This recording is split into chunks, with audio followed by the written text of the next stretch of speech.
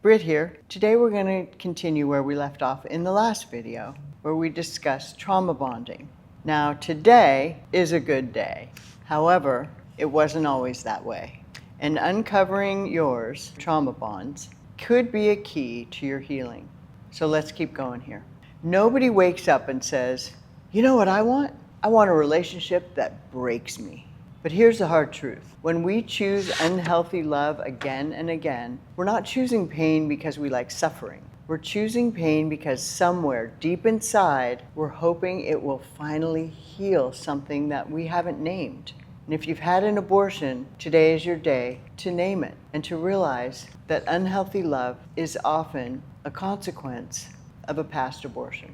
You see, it's a big disconnect when the world tells you there are no consequences for abortion. And now science tells us there are consequences for abortion that run anywhere from self-sabotage to eating disorders to addiction to alcoholism to a hugely increased rate of suicide.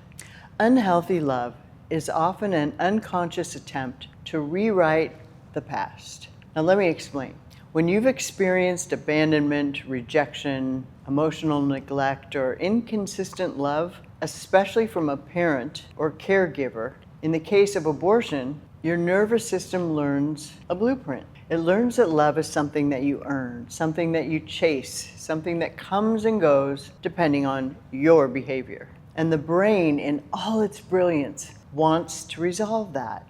It wants to find someone who reminds you of that original wound so you can finally get a different outcome. And in the case of abortion, when we have caused harm to our own selves at our own hand, that identity also gets skewed, and we can get locked into a loop called repetition compulsion. It's a psychological phenomenon, first actually identified by Freud, but supported by decades of trauma research since. And it's the drive to repeat what's familiar, even if it's painful, hoping to finally master it. So you're not really chasing dysfunction on purpose. Your brain is chasing resolution.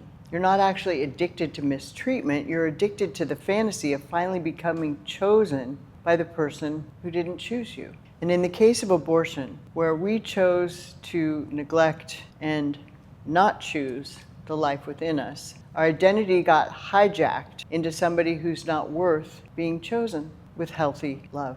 Because, at least in my case, it was not healthy love. It was not healthy love that made that decision. Abortion causes us to be unconsciously drawn to emotionally unavailable partners because they remind us of being unavailable for the life that was within us. That's one reason you may stay in a relationship with someone who criticizes you. It echoes the voice you internalize of criticizing yourself. It almost feels like home sometimes, not because it's healthy, but because it's known. And your identity has convinced you, subconsciously albeit, that that's all you deserve. Now, here's where it can get spiritual. Unresolved pain doesn't just impact your dating patterns. It can shape your view of God. And if you learned that love had to be earned, you might believe the same about grace. If you learned that love left when you made a mistake, you might struggle to believe that God's love will stay.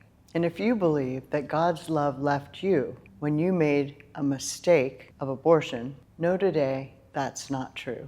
God never left you. He loves you right now, exactly how you are and for who you are. You might struggle to believe God's love will stay. Now, if you were never allowed to feel your feelings without being punished or neglected, you might assume God wants you to suppress or perform or be good instead of being honest and real. And that's the ache unhealthy love tries to heal. The ache of not being enough, the ache of not being chosen, the ache of not being seen. But here's the thing, relationships can't heal what only God was meant to hold. And love that mimics your wound won't fix your wound. It'll only deepen it. I worked with one client, let's call her Renee, who kept getting into relationships with men who needed fixing. She saw their potential. Addicts, narcissists, emotionally volatile partners, and she told me, I just want to help them.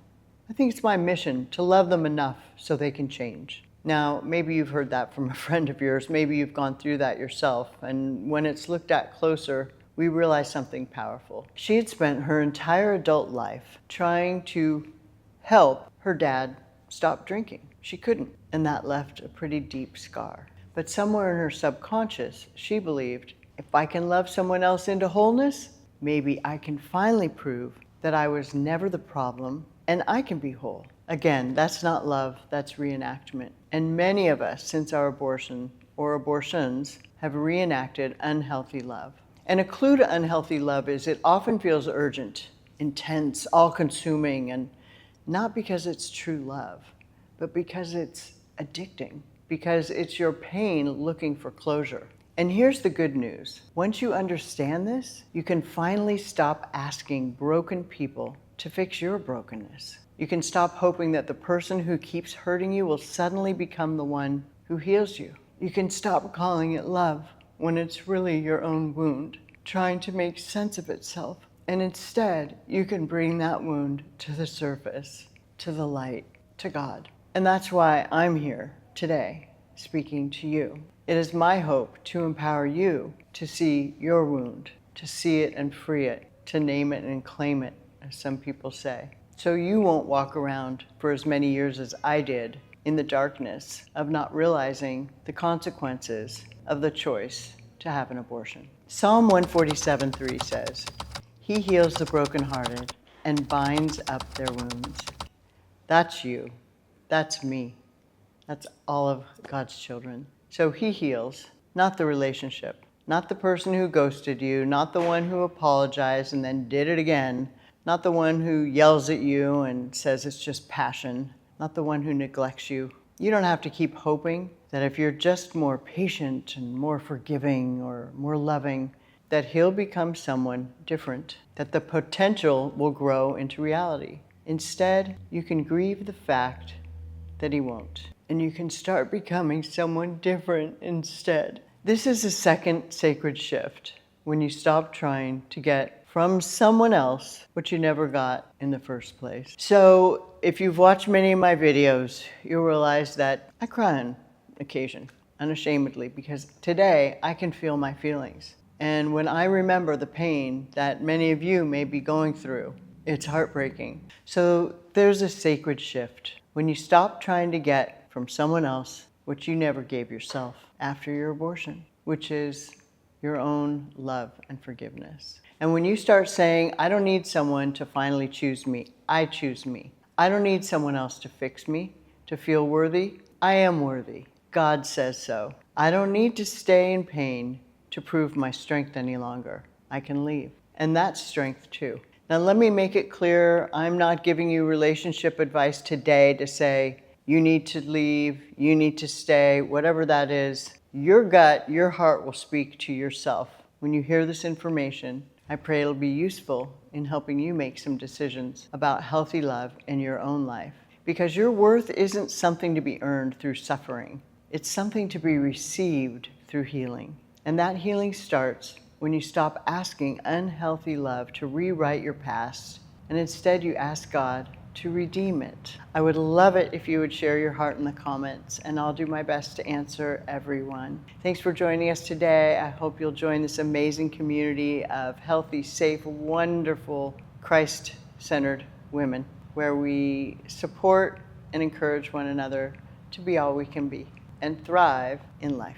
So in case no one told you today, just remember, you're beloved.